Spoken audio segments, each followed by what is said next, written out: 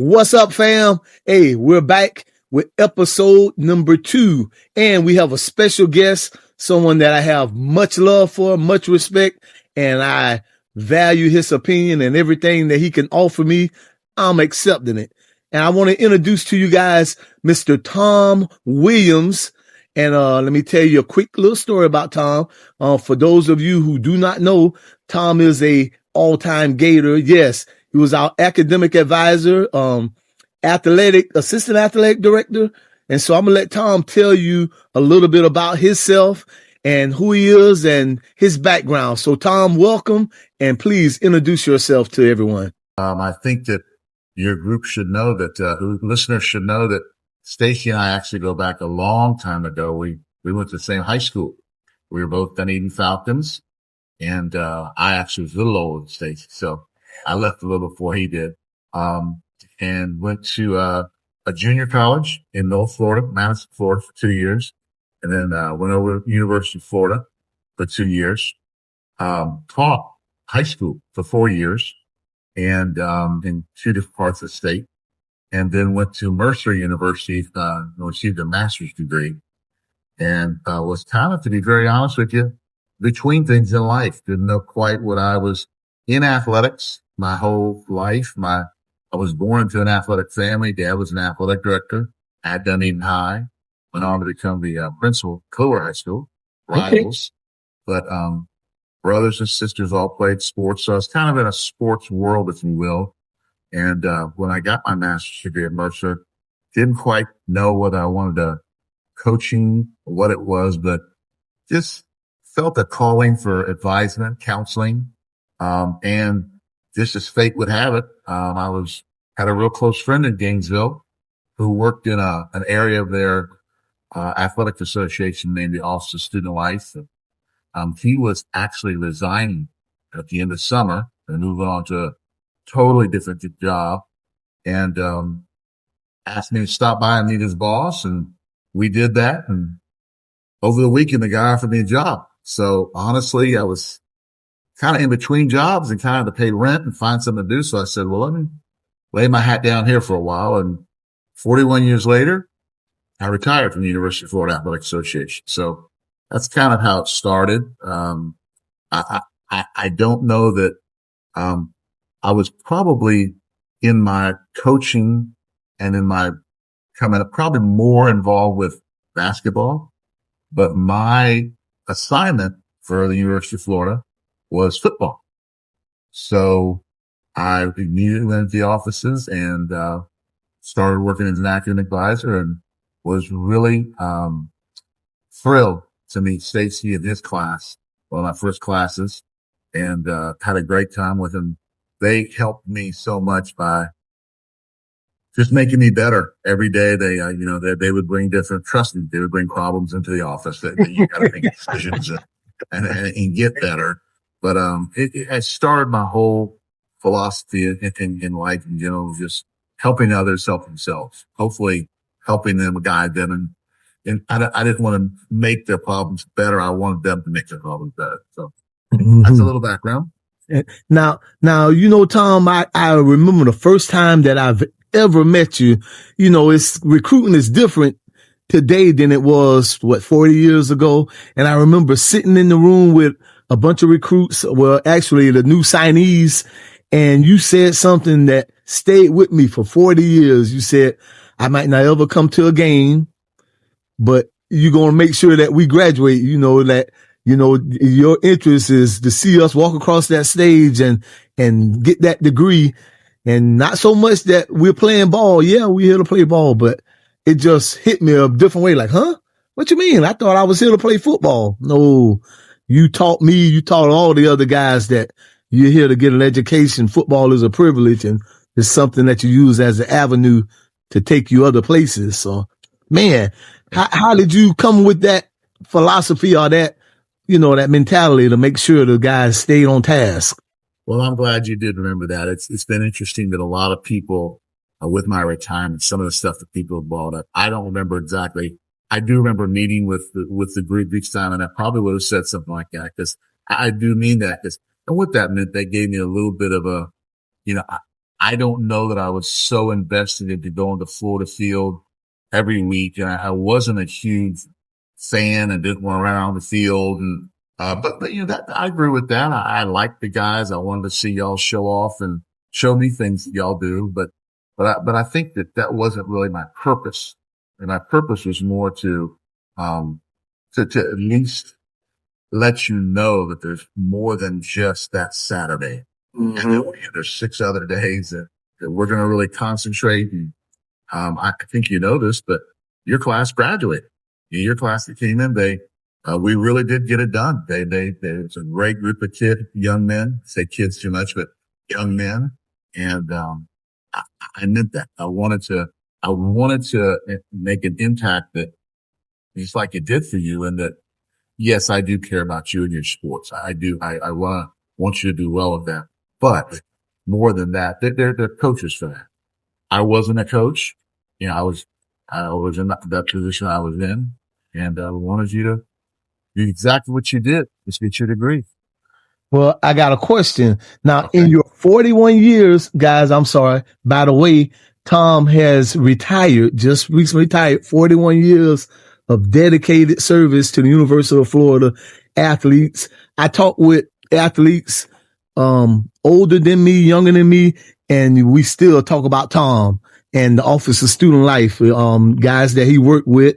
But Tom was the man. I mean, we owe a lot to Tom. I just can't explain how much Tom really meant to me and my other, my freshman brothers. So, Tom, I want to know, what would you say, how many athletes that, you came through your Office of Student Life that you guys, touched in your 41-year period at the University of Florida? Couple of thousand? Oh yeah. Cause well, in football, you'd say, you multiply 30 to 35 in each class times the 40. I'm not great at math. So, but that's, and with that part, but then it's really all the student athletes in which, that grew, Stacey. When you first came, the impact of female athletics was not nearly as strong as it is today. Yes. So as we grew, and as you well know, the University of Florida, the female athletics is just incredible. And so that was even added more. And so I may have touched football, but a little later on for football, I switched over to men's basketball. Okay. And also worked with women's tennis. And, that was just as, every sport has its own issues. And, so I spent time with the football, and you would think that some of these sports, oh no, they're all real smart, but listen, it's that age group from 18 to 22, then issues that follow. So every sport has its issues. Okay. So when you came in, the Office of Student Life, did it change over your tenure that you were there? And if so, what kind of changes did you implement or did you bring there that wasn't there when you first came there? I would say that a lot of the change was, women's sports. But I think that when you were in school, we really emphasized tutorial, just tutoring that if students needed it. But then we grew and grew more to where, our tutoring budget just went through the roof. And, just last year when I left, I think we would hire about 150 to 175 tutors, under we only have one person running that. So, yeah. And it was just, so that was the put going to it. We also had real specialized, for students with any type of a learning disability. Uh-huh. Now they have 5 good people who work directly, but with that specifically. But, so little steps to make sure what we really want to advertise, Stacey, is, when you come to the University of Florida and you invest, there's no reason to graduate. Yes.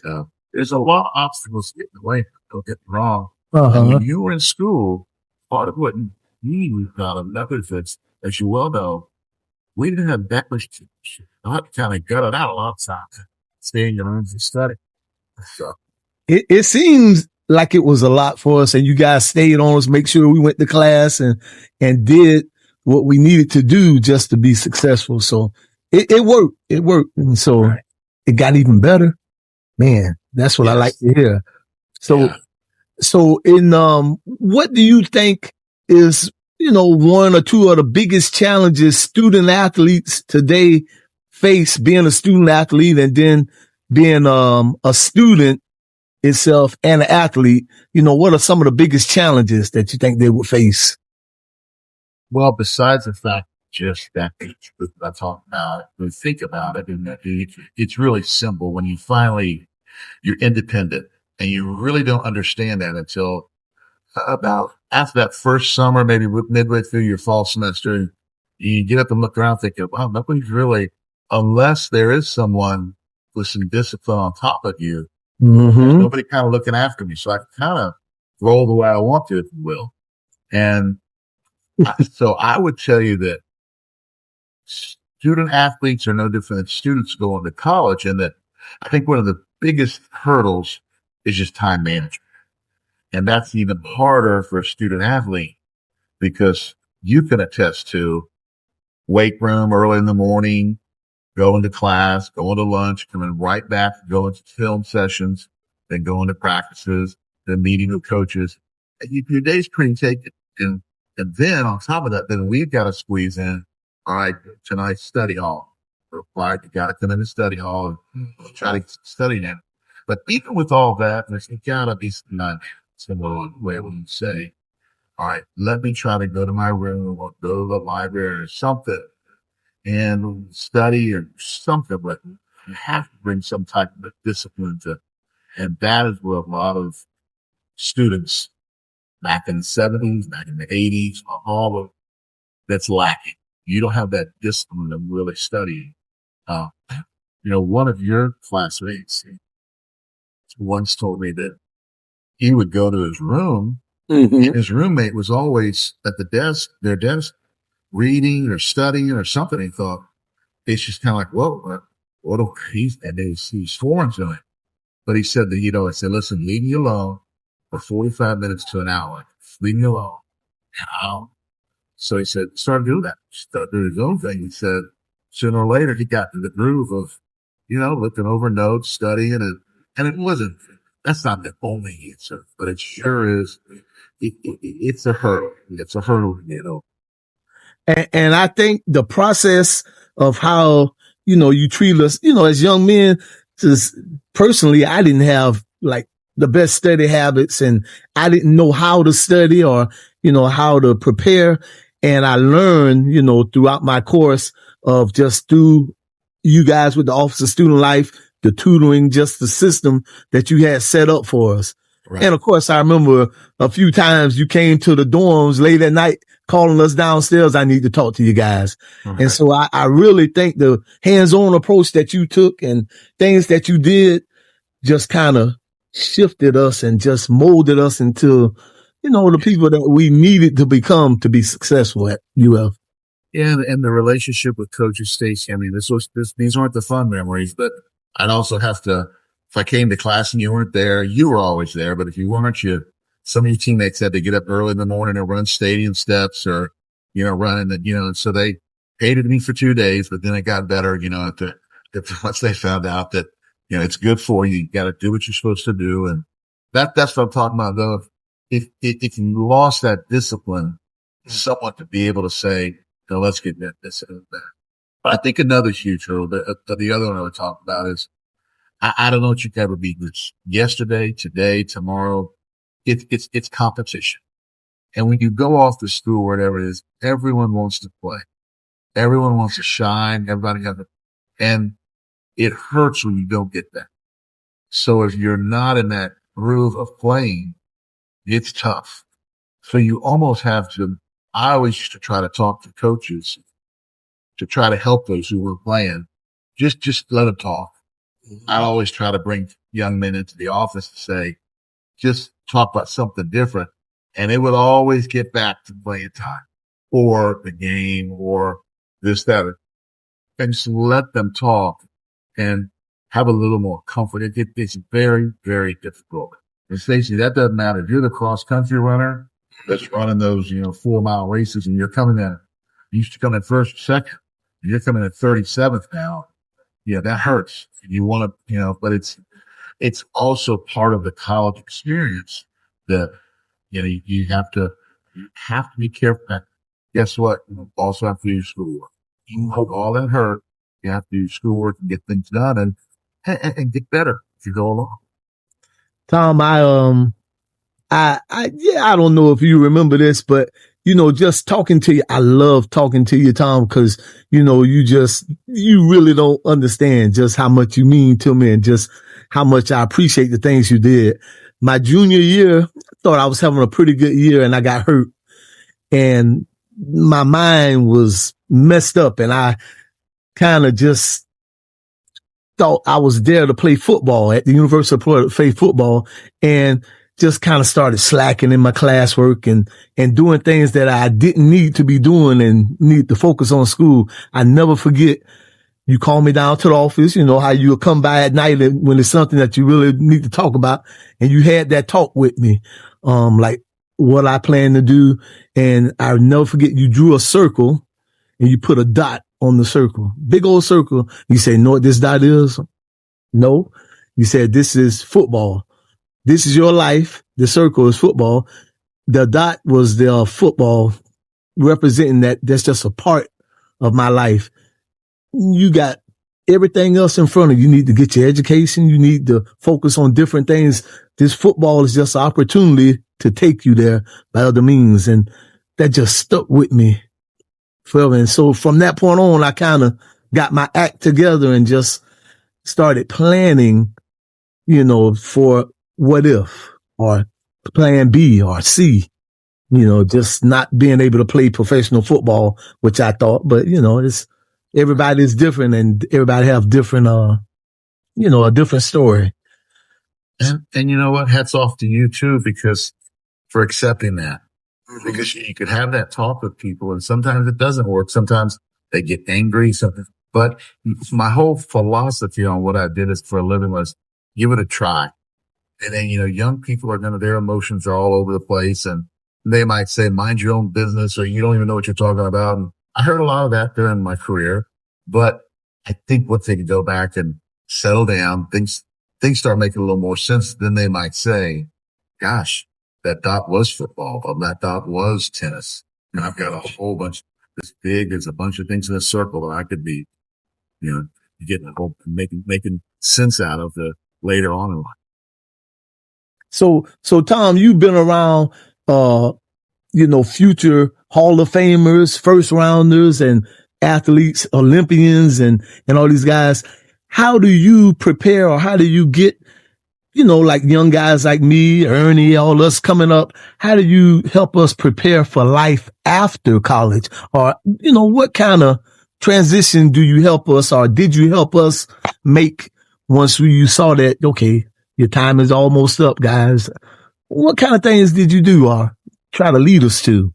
Well, I will tell you this, that nationally, Stacey, in the last 10 to 15 years, the NCAA, the governing body of athletics, they have made it a mandate that every school needs to have an arm of their office that deals with just that post-graduation. So there was a lot of stuff off our plates, UTP unions, academic advisors, and we did give it our very best shot to say, let's discuss, what you're going to do, what you want to do. It's hard to admit now, but a lot of times that student would say, well, I'm going to play football. Crazy. I'm going to play pro football. Or I'm going to be a first round draft pick in basketball. And so we would try our hardest and delicate way of saying, okay, but let's talk about phase two. Like just in case, let's talk about, did you want to do this? Do you want to do that? But, I'm going to tell you that we tried very hard. It's much, much more productive. Now you have people that specialize. They give a battery of tests. They'll let you, how do I write a resume? They'll do mock interviews, things like that that will try to help. And, we would always listen. We'd always try with people of your generation. But think that now it's the evolution there. Has the percentage of student athletes, has it increased over the years or during your tenure at the University of Florida, or is it the same? Or, the number of student athletes? Yes, that, the percentage. They just passed a rule, the NCAA, to decrease the squad list for each, because it got enormous. It 100% increased. But also the sports increased. I mean, I always go back to women's sports, but, we have 30 or 40 people on the lacrosse team, and you'd have 40 people on the soccer team.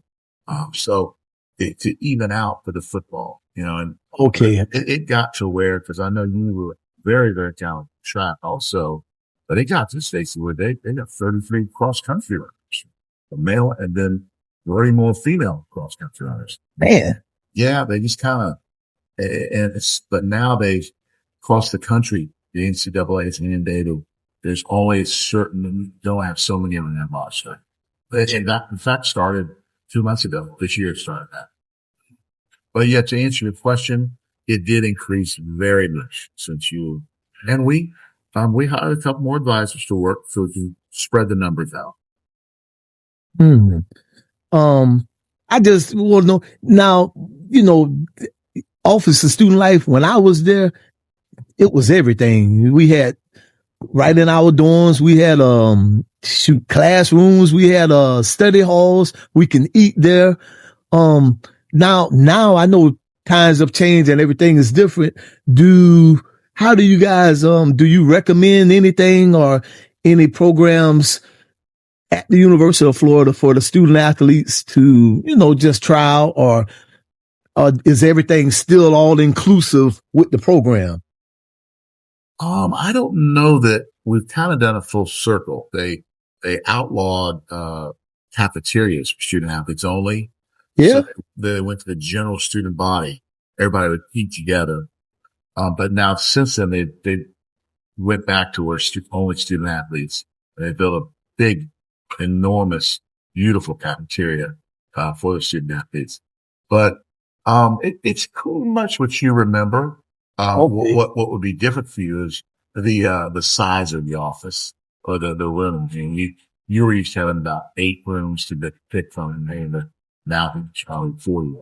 We used to, different tutorial rooms and, there's a computer in every room, and it's just, the times have gotten better. So I go back to the fact that we do everything we can do. It's fast. It's every possible.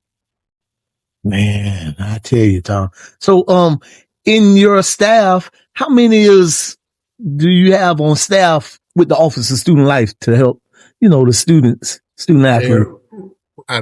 Like you mentioned, I just retired. I left behind, there were 10 other advisors and then 4 interns that worked very closely with me. So yeah. Back in our day, what was just you and 3? Yeah, it's kind of went for it. Really, Stacey, at one point I was doing the entire football team and basketball team together. So you feel and imagine why I'm involved today. Did have hair, but you guys took that hair off quickly. Man, I know that's right. Remember we used to have help with your financial aid. That was nothing our office. You know what? You did. Yeah. And I didn't get into a lot of trouble, but there was a lot of hate mail with your group because I wouldn't give you all the money at one time. I'd kind of divvy it out week by week, and 2 of your classmates still remember that. They'd laugh about it. They would do it. And then at the very end, though, they were happy because I'd give them, a good amount. That 6th week when everybody else was broke. We were broke. Yeah. You know what, Tom? You're right. Yes. We had no financial skills or anything. And so, I mean, that's things and one of those guys became a banker. So I can imagine. Yes. He was on his way to Atlanta one weekend to buy a car for $200. Oh, shoot. Yeah. I said, no, that. But anyway, it's memories of. Hey, I know that's right. So guys, I got to tell you, Tom was our father away from home. Tom was our big brother. Tom was our advisor. I'm telling you, I just can't explain, just how important Tom was to us and how much he really meant to the guys, student athletes, male, females. Tom, I love you, Tom. You the man. I'm telling you, you did the job. I'm saying. Well, I appreciate that, Stacey, and I want you to know something. I'm interrupting you, but you guys helped me until I helped you. It's amazing how it worked both ways. Is it just hard time, good times? There weren't many tough memories. It was just, you kind of, it's just whatever. Everybody had a story, and everybody wants to tell a story. If somebody listened to that story, okay, and try to help with it. So it helped me also, and it was one heck of a ride. 41 years went by like 8 years. So it was a good time. Yeah, I think about it. As I was saying at the beginning, I talked to former teammates and all, and we always ask about, hey, you talked to Tom? Hey, man, have you talked to Tom? What Tom said? So, Tom, you still the favorite. And we always, just trying to find out how things are going and what you're up to.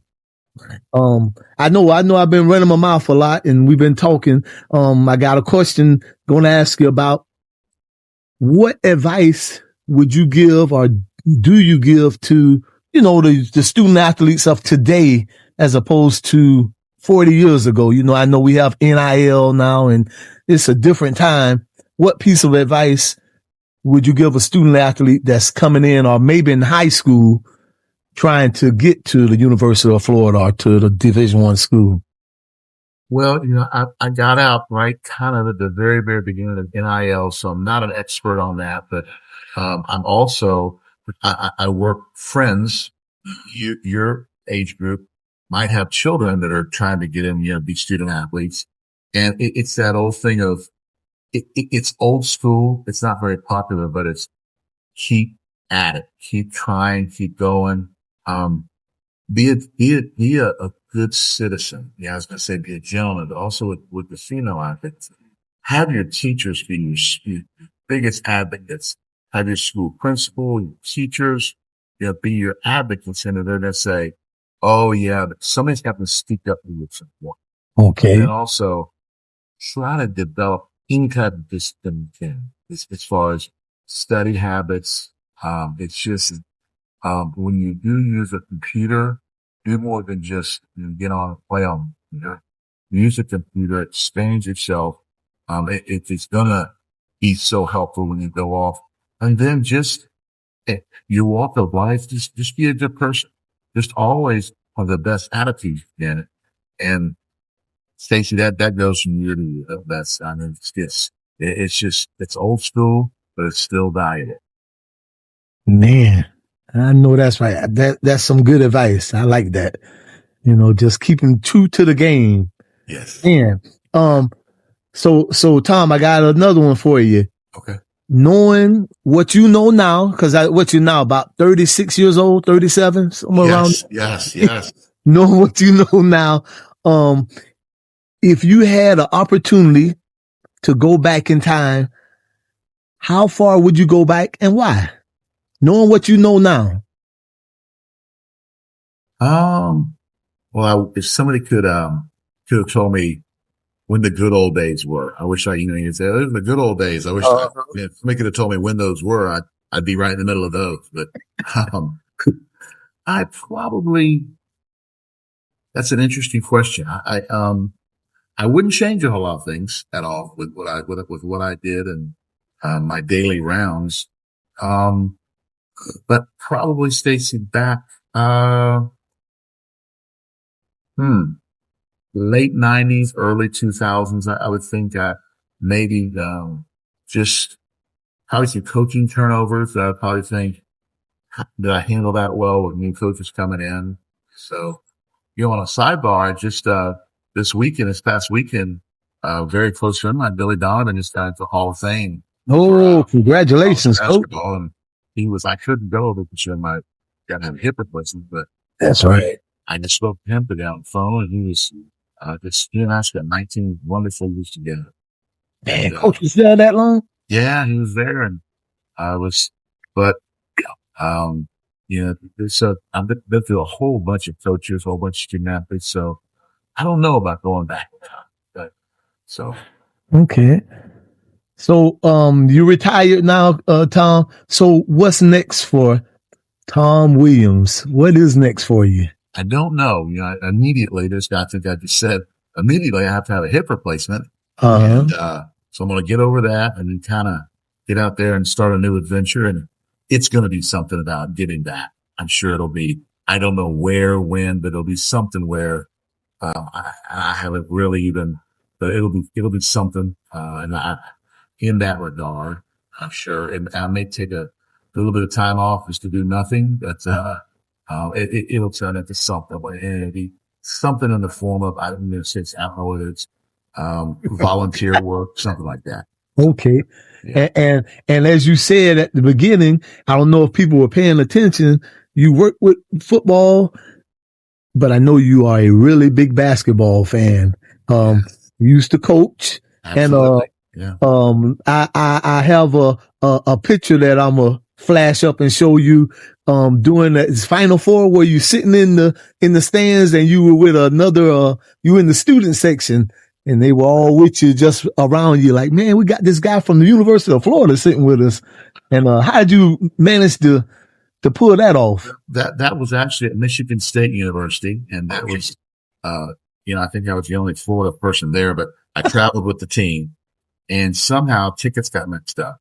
So, that was a great feeling. I kind of got left out.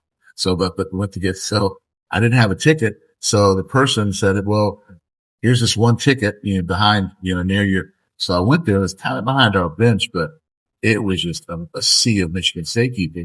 And when I sat there, I don't know, Stacey, it must have been like a sorority or something, but I was right in the middle of a whole bunch of people and word got to them, somebody, and they just all started heckling me and making fun. But it was all in good fun. It really seemed like it.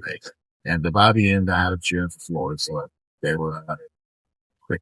Yeah, fun time, good memory. That's good.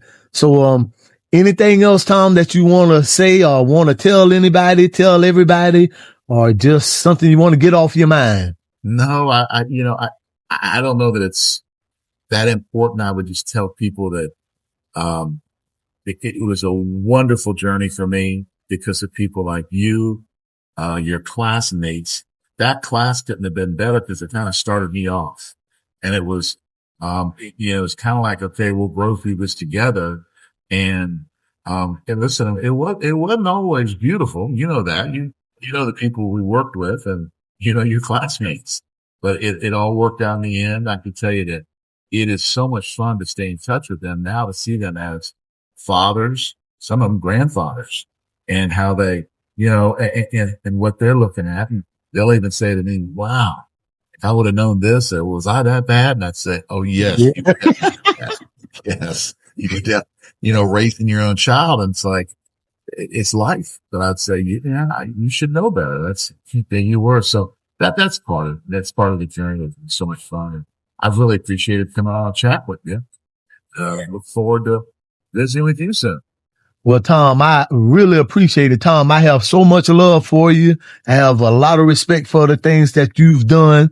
You've done for my family. You've done for my teammates. You've done for future Gators of old. Tom, you are the man. I have much love for you. I'll be praying for you with your surgery.